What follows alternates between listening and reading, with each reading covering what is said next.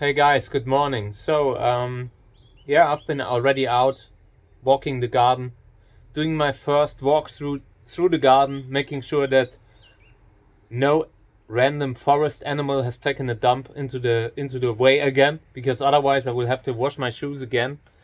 And yeah, I want to do some flower inspection with you right now. So let's have a look what's going on. It will just not take much longer where we can film the flower buds, and we will do that right now. They will just get bigger and bigger within short time. It goes so fast. I'm sorry, I'm starting to sneeze, but it's tickling my nose. But yeah, it will be alright. So yeah, see lots of flower buds on this one in center. The one on the left has one. This is a Sörensia rosarioana. Their flower buds. Behind it, there are flower buds. Not seeing any flower buds on the large Sörensia. I will really have to do some hard thinking this year if I can keep them or not. These are for taking photos for my book. Yeah, but they are wide. This is the type of stuff that you should plant out. This one's coming out nicely. Small pot grown Tasheki that I got in a very small pot and repotted, and now it is coming out, and I hope that it doesn't get too tall, because the way it is right now, slender plant, I like that. Little bit grown like a bonsai, not bad. On this one, I've seen the first flower, and this is a hybrid of mine with feathers.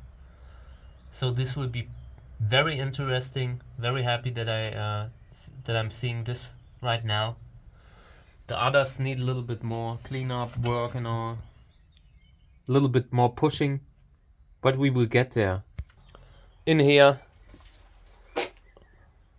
there are a lot of Lubivia that were moved in with help and all, and it was a lot of work. I have them in this greenhouse and in here, and now I can very well regulate how much water they will get. In here, the temperatures will go very high. And Lubivia like that. There are a lot of Bolivian species involved in these crosses, and they just like a little bit of heat, especially early. This Tagonois hybrid is flowering. It's a very painful plant. Pain in the butt, but I still love it. In here, I think about moving Amun-Re. Not Amun-Re, Savellen. I'm not seeing any flower buds on any of them, so that might be just because it's still too early. I remember them flowering late on a regular basis, but it's on my radar. I've checked them all out, and I couldn't see too much of flowering going on, and that alarms me, so maybe I will move them out. In here, a lot of flower buds. Beautiful light in the morning. I would love to take in more light here, but the large oak trees behind the greenhouse, are important.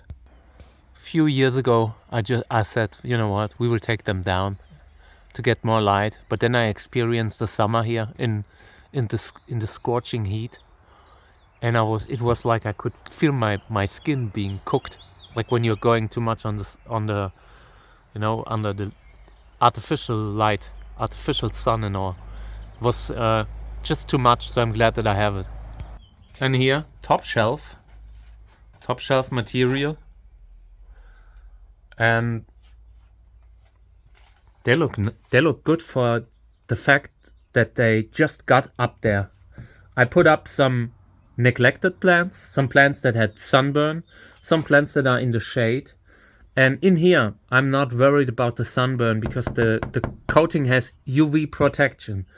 So I'm trying to get this one some light, but without the bad sun, like UV rays that could make this even worse. But everything is on the top shelf, and everything that I put here that has substance enough will do fine. It is a great shelf, especially for For these kinds of Candicans-like hybrids that will flower relatively early if they get enough sun early on. And then in here, I mean, if we're doing the large columnar plants in this greenhouse in the future, I'm not sure if we can get all of the important plants into the other greenhouse, because that one's a little smaller. So we will have to do a lot of soul searching and moving of plants this year. I can already tell you that.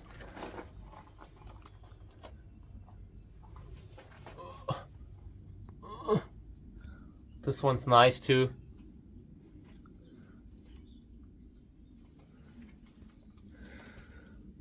But soon it's time to move the flowering plants out, one by one. Everything that is flowering tremendously will be moved. And some of them will flower in the first flush, some of them will flower later. And I expect at least 4 flower flushes this year from between May and in August or September, even September probably.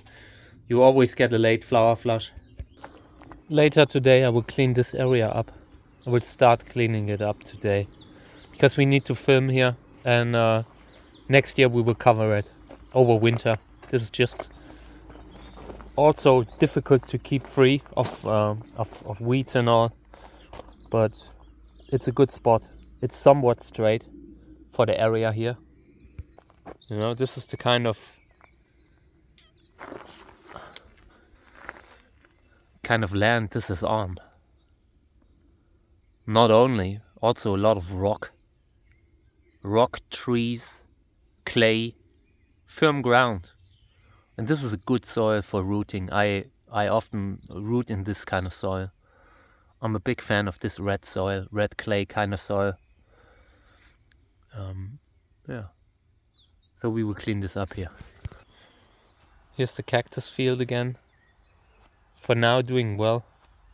Sun hasn't caused too many problems yet, but I'm very warned right now. But I just do not have the space to shade them all. It's just difficult. Yeah, and in here I already recorded a short with very similar updates, so I'm not doing a lot in here anymore, but I want to show you what's going on here, because this is the greenhouse with the biggest flower development right now. Bamboy probably flowering first. Yeah, this is nice. We're going to have a nice season, and the moment some of them are flowering, we take them down, and it creates new space for others that we will put into their spots, because this is a good spot and I want to use it until the rest of the season. It's not only about what flowers in the first flush, but what you can get to flower by the end of the season. A season can be longer. I mean, the main flower flush season is just a few months, let's say 3. But you can prolong it these days. A lot of plants flower late in the season, especially the larger ones, you know. Let me show you the columnars that have flower buds. Yeah, this one here will be repotted. This is a good plant. It deserves a big pot, so I can finally grow tall. And in here, I would like to move plants out, but it's too risky at this point. I'm worried, you know, one plant might drop and it could instantly cause a chain reaction and you're losing flower buds and all.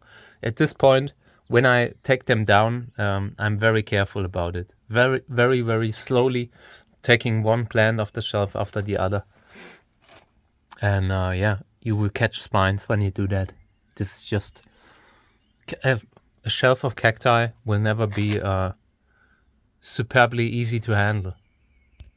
Seedlings need water urgently, and also a little bit fertilizer. So I need to get that very soon. Today probably. Mika, she's totally amazed by the cherry petals that are falling. Cherry flowers. She's just sitting there, enjoying it. It's going to be a beautiful day the way it looks.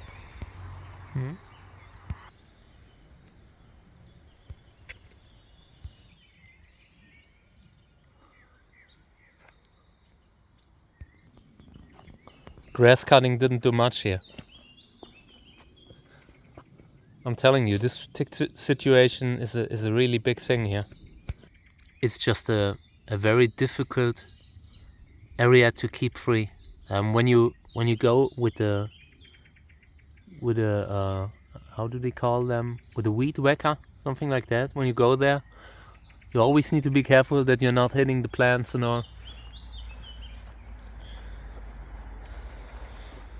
A lot of these will be sorted out this year. We must.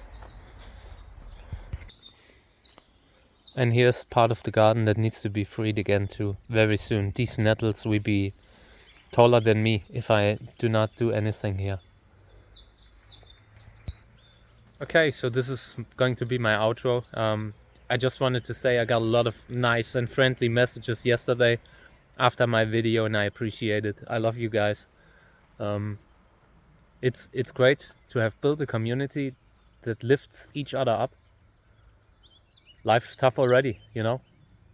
Why not stick together?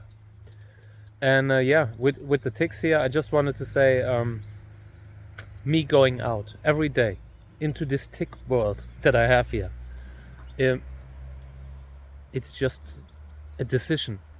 I ask myself, it would be best to stay inside and just, you know, have a normal garden life where you go out and in just a few times a day, go to the mailbox. But it would mean I would have to stop breeding cacti, and I do not know what else to do right now. I mean, I'm good at what I do, and you will see in the next weeks, months, years maybe. So this year I made the decision to go out again, and I once described it like in that movie The Wrestler, where Mickey Rourke has a completely wrecked body from his fights, from his life, and the ending scene is just him deciding to jump down from the top rope again, knowing that it could cause serious problems. And I take all the necessary precautions and all, you know. So I'm not doing it recklessly. I am very careful about not picking up any ticks. I check the pets and all, they're always checked. But still, I'm going out. I just have this is my home. I feel home here. So I want to make sure it stays a nice place. A place where I made sure that the animals are safe here. This is sacred ground for me. There will be no hunting on my ground. The animals are safe here. So many animals come every night. So it's a great life that is worth having. But every day I'm going out, I'm facing it. And I just wanted to say, this is a very intentional decision that I'm doing. Because the first ticks that I had, I instantly noticed it in the leg again.